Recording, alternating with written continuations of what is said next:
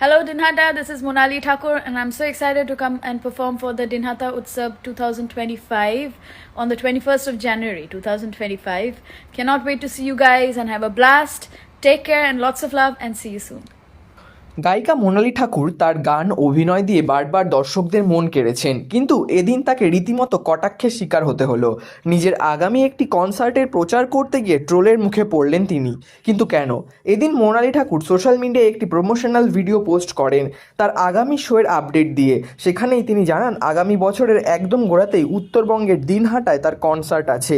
আর সেই বিষয়ে তিনি কথা বলতে গিয়ে ইংরেজিতে বলেন, হ্যালো দিনহাটা, আমি মোনালি ঠাকুর। আমি ভীষণ উদ্গ্রীব এবং উৎসাহী দিনহাটা উৎসব 2025-এ পারফর্ম করার জন্য।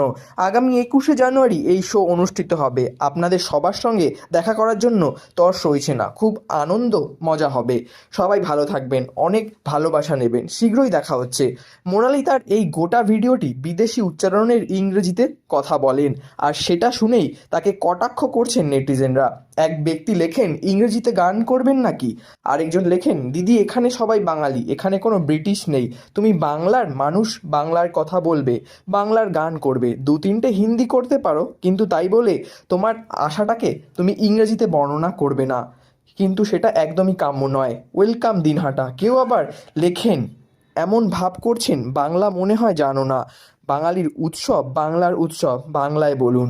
আপনি একজন বাঙালি, আসলে খুশি হব আমরা। চতুর্থ ব্যক্তি অতীতের স্মৃতি মনে করিয়ে দিয়ে লেখেন, ডুয়ার্সের সেই মেলাতে এসে তো দাঁড়াই পড়েছিলেন, এত নেশা করেছিলেন। এরকমই নিত্য নতুন আপডেটের জন্য আমাদের চ্যানেলটি সাবস্ক্রাইব করে আমাদের পাশে থাকুন। ধন্যবাদ।